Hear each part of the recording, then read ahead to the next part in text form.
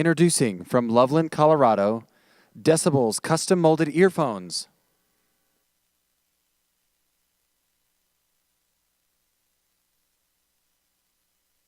You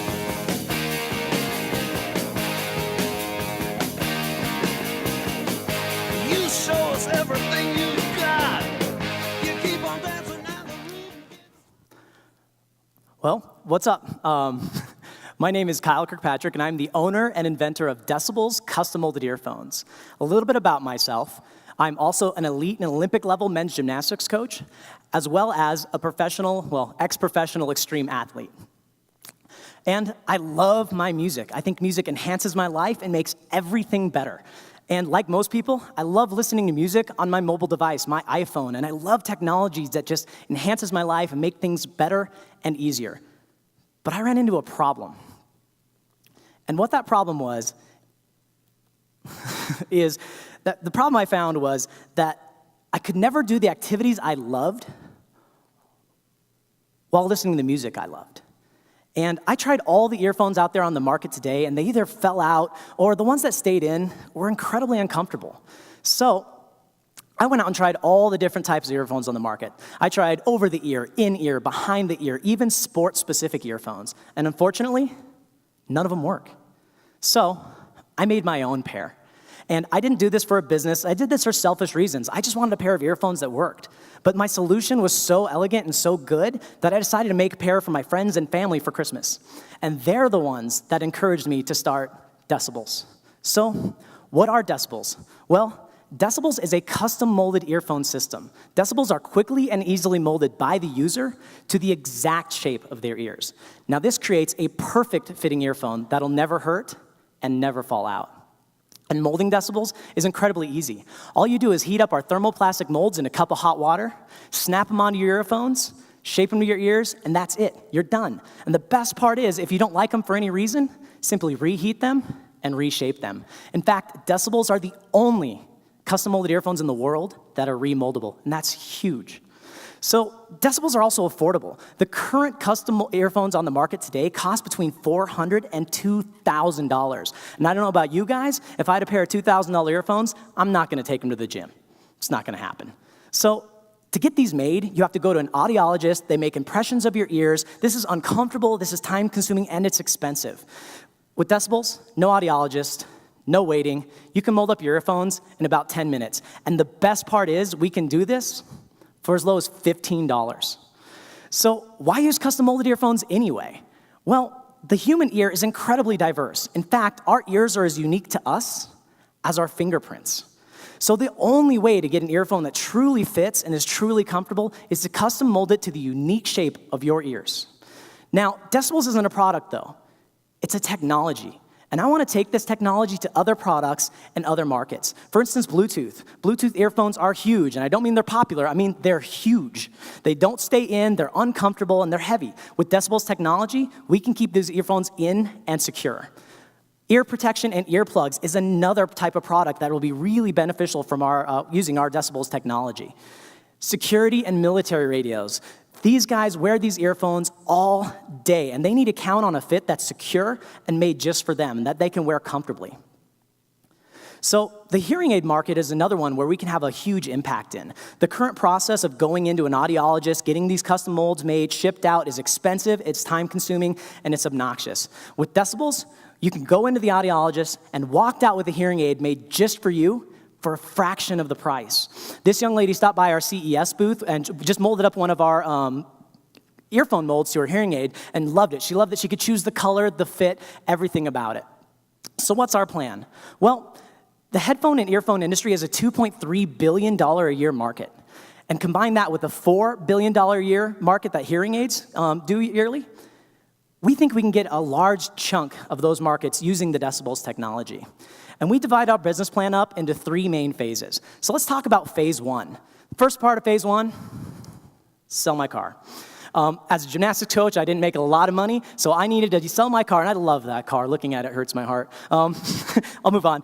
But I used that money to pay for these. We have a great, defendable, strong patent that covers hearing aids, security radios, earphones, Bluetooth devices, and everything. And we're in the final phases of our non-provisional patent, and we're expecting it to be issued any day. We also filed within the PCT, so we're internationally patent pending. I needed money after that, so I got Gary Solomon in as our first and only investor, and he was able to give us a little bit of funding to keep us going a little bit longer. And so we got our registered trademark, and then we hit a roadblock. And that roadblock was manufacturing. No one had ever molded or manufactured this material before. So it was very difficult to find. No injection molders would put this in their machines. They didn't want to touch it. Fate stepped in. This is my neighbor, Phil. He happens to be an injection molding expert. And between me and him, we spent a year in development on trying to learn how to mass produce the Decibullz molds. We then built a website so we could do a 1K test launch. So we made 1,000 units that we wanted to get out there, and we want to see who's buying and what markets are they buying, how much are they buying our earphones for, what do they like about them, what do they not like about them, what can we do better? And we wanted to take that knowledge and move on to phase 2. Now, phase 2, again, was taking everything and all the knowledge from the 1K launch and making a retail-ready, beautiful product. So one of the main pieces of feedback we got back was our sound quality. People loved our fit, they loved the comfort, they loved the molds, they didn't like the sound, and this hurt. Like, to see your baby up there, and Gizmodo's a big blog, and not saying beautiful things about our earphones hurt, but I didn't let it break me down. So I took our new earphones, and I took this as a challenge, and our new earphones this year at CES won the USA Today's Editor Choice Best of CES Award, as well as a CES Design and Innovation in Engineering Award. And they sound awesome. You don't have to take my word for it. Our customers agree. These new earphones sound great. So we had our designs and our prototypes, but we needed money to make this retail-ready product. So we reached out to the Kickstarter community. And with Kickstarter, we were able to raise $112K and get over 2,300 backers. Now, this is huge. This is one of the largest Kickstarter campaigns in Colorado history. And this just proves that there's a demand and a need for our product. We then went to China because if we were going to have problems, it was going to be in manufacturing. We learned that early on.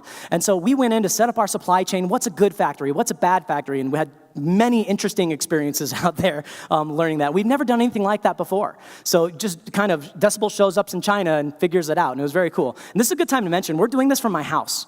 This is me in my garage. This is my kitchen today. This is my friends and family that have to help me ship out big orders. We ship out tons from my house. In fact, last week alone, we did over 3,000 orders in 4 days. Thank you, Mom, Dad, Justin, Jen, everyone that came over. So we have our retail-ready product now. So now we're ready to move on to phase 3. And phase 3 is all about getting this product out there, getting into retail, getting into distribution. So last year, we were able to do 80K in sales. This year already, we're at 170K. And in 2015, we expect our sales to soar well over $500,000. But in order to do that, we're going to need capital. So we need to raise another 250K. And we want to do this one of two ways. The easy way, which is winning the Blue Ocean Challenge, and I appreciate if you guys could help me out there, that'd be great. Or we are prepared to go get investor capital to help us move on to this next step. And we want to use this for growth. And we want to also develop and create jobs in our community. We want to have the people that can help us manage the growth that we expect. We also want to develop new products, Bluetooth, hearing aids, earplugs. All these things can benefit from the Decibullz technology, and we have great designs for all of those ready to go. So with that initial 30K investment, I've been able to help over 9,000 people listen to the music they love while doing the things they love, regardless of what that is. That's Jonathan Horton. He's an Olympic gymnast for US, and he's never been able to do high bar while listening to the music. And it was a surreal experience for him that he could finally bounce trampoline and tumble and do all these great things while with his own soundtrack. So we've done all that good with a small 30K investment. Imagine what we can accomplish with 250K. Thank you very much.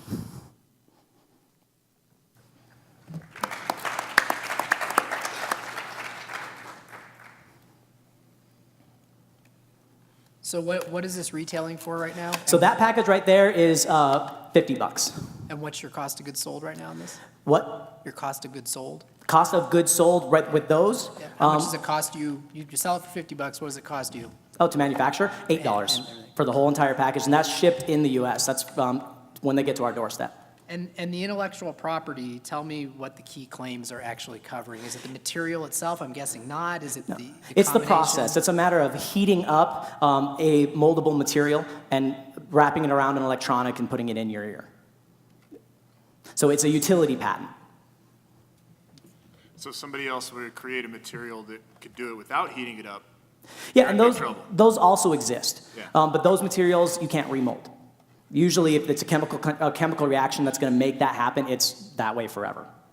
So it's a matter of the thermoplastic and the remoldability is our claim to fame. And how big are the companies that are selling products that use a chemical to fix in the molding? And that's something people still can do themselves, right? Yeah, some people can, they mold up a silicone, so the do-it-yourselfs are out there. There's a couple other companies that are doing a silicone-type earphone. They're very small at this point. But then there's also the big boys, which are making the Ultimate Ears and the Audiologist $2,000, $400 earphones. And that's Ultimate Ears is the big player in that one. I think the remoldable is really intriguing. I race cars, and I had to multiple times reorder because putting a mold in is very uncomfortable and it's a weird feeling. And so I think that's really interesting. You talked a lot about, all the different things you could do with it. How do you kind of pick your immediate focus? Obviously, with Beats in the headlines, what do you go after today? Well, so. I went after, and I chose the athletic market because that's what I know. As a professional coach, and I know athletes and have connections in there, so that's the industry I'm familiar with, so that's what I went with. So that's where our focus is, but now we're noticing that people are buying these not just for athletics, they're buying them for a better fitting earphone because everybody has trouble in this sector. Also musicians, and so we're kind of letting the people buying them decide where we're going to focus. The exception to that is hearing aids. I really think that we could have a huge impact in the hearing aid world. Is your sales platform purely, what do you, back up, your first shipment, are these all Kickstarter shipments that you're making effectively? Kickstarters and pre-orders through our website. Yeah. So it was a good combination of the two. So yeah, with that big shipment we shipped out last week, which was exhausting, but that was mostly Kickstarter, but we also had 1,000 order that were people pre-ordering from our website as well. And we're currently selling online, Amazon and eBay, and we're in Radio Shack in Indiana. One Radio Shack in Indiana. And is it moldable, remoldable? What's kind of drawing people towards you? It's our price point, to be honest with you. It's the fact that they can make a custom molded earphone for or we have moldable adapters that snap onto third-party earphones. So for $15, but also, it's the custom fit and it's the comfort and the security. It's everything, to be honest with you. But what we're finding is mainly it's that our price point is so much better than the similar products out there. What's the you somewhat answered it. What's the add-on for providing the remoldable piece to the third-party provider or another brand that has incredible entrenchment in the marketplace, but lacks this feature, which is a pretty solid feature? Yeah, it's $15 for a set of molds that you can snap onto most third-party standard earbuds. 15. $15. Yep. So that's at as low as $15. So if you really want an entry level, that's the way to do it. Yeah, and then what's that price for manufacturing? 15 is your $2.50 packaged in the warehouse each. $2. Yep, $2. And what was it? You said it was for the whole set. It was 15 to 50, or what did you say that? To make those, what you have there, that's $8 to make, and we sell them for $50. Yep. So what are the scale you got to get to big retail? What's your plan to get to large beyond one Radio Shack? How do you get to big retail? What's your plan? Well, my plan right now is to hire basically a retail consultant. Get a team that knows how to get these products, and they're out there. There are companies that do this, and I want to partner with those companies into getting direct. I want to go direct to retail if possible, but we are prepared to go into distribution, especially internationally. And we get tons of offers. I mean, email 2 or 3 emails a day from distributors that want to carry these products. So related question on your team slide, be more specific for me. What are the top couple, key hires you think are critical to the leadership of this company? I think, shipping and logistics initially right out of the bat is going to be huge, just because that's taking a lot of my time personally. And so that'd be one of the first positions one of the first ones we are looking to hire. So once we get that out of the way, getting in a sales and marketing consultant or our sales and marketing team, I think is going to be one of our first steps. So who involved in the company has experience in a consumer products business? Nobody. You know, right? Think that's a gap? Well, it's me. So what we're going to rely on is, again, is that virtual company concept where we go out and find companies that are really good, that's just what they do, and we want to partner with them and use their expertise. And now we don't have to deal with that hiring process. We can just pay them a monthly or a commission to go out there. But that's the initial plan right now going forward.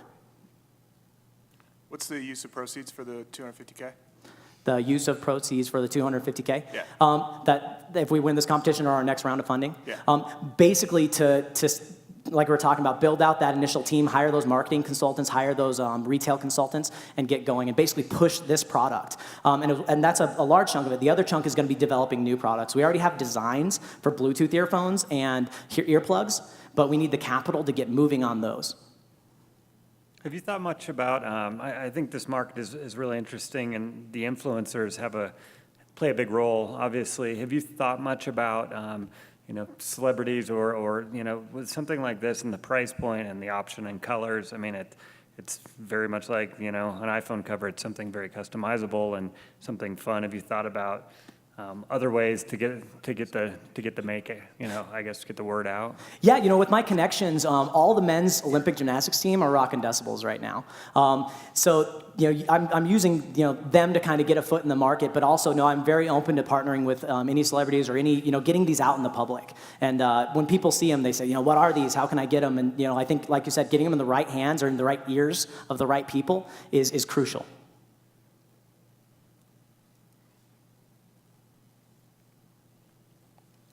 Why not a higher price point? Sorry, Dave. Why not a higher price point? I mean, it seems like when I look at products in the market, I stopped in the airport a few months ago and didn't bring my ear stuff, so I needed to pick some up, and it's crazy money. So why only $50? This looks really sharp. Looks like you've got some unique patented features here, especially the remoldable capability. So why not go higher on price point? Well, we might.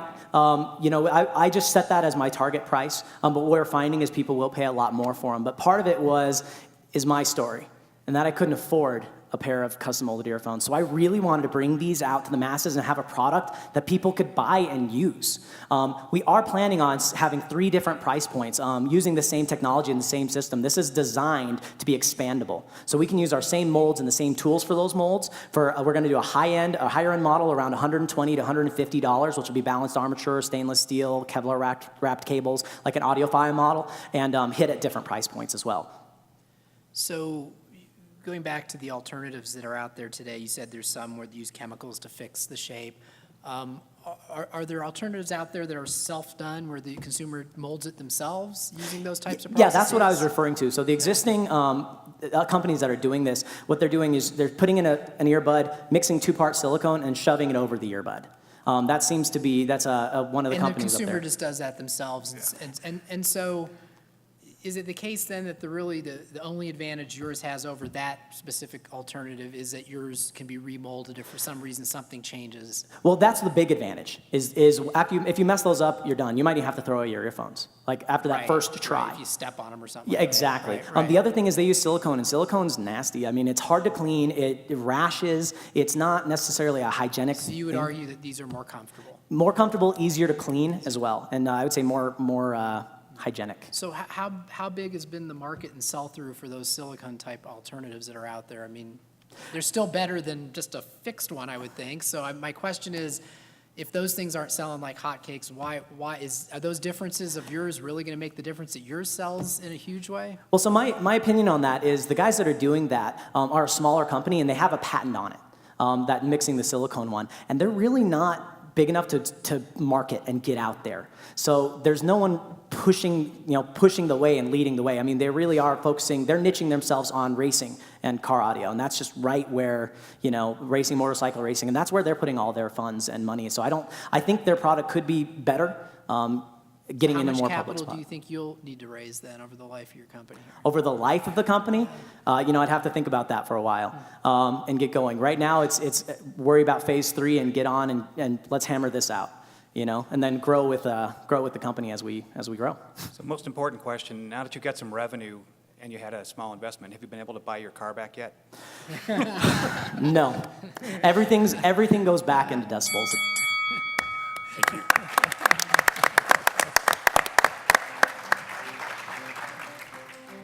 Thank you. I think so.